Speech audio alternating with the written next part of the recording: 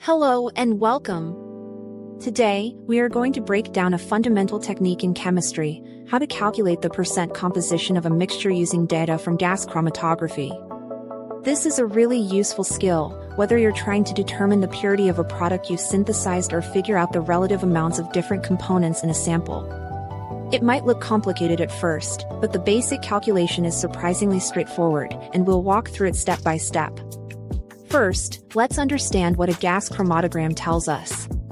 When you look at the output from a GC instrument, you see a graph with a series of peaks.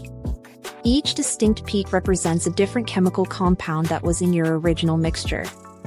The important part for our calculation is the size of each peak, specifically, the area under the curve.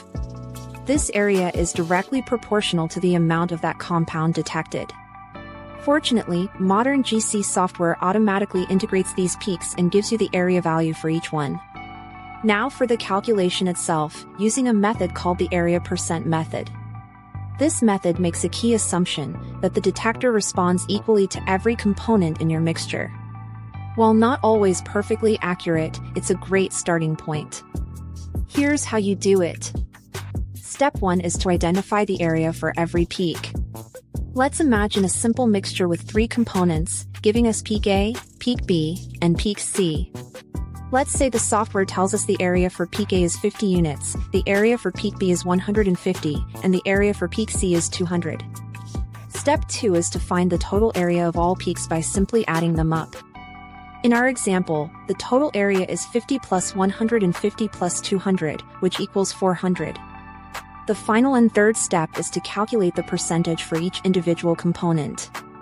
To do this, you take the area of the individual peak, divide it by the total area, and then multiply the result by 100. For peak A, that would be 50 divided by 400 times 100, which gives us 12.5%. For peak B, it's 150 divided by 400 times 100, which is 37.5%. And for peak C, it's 200 divided by 400 times 100, which is 50%. A quick check shows that 12.5 plus 37.5 plus 50 equals 100%, confirming our math is correct.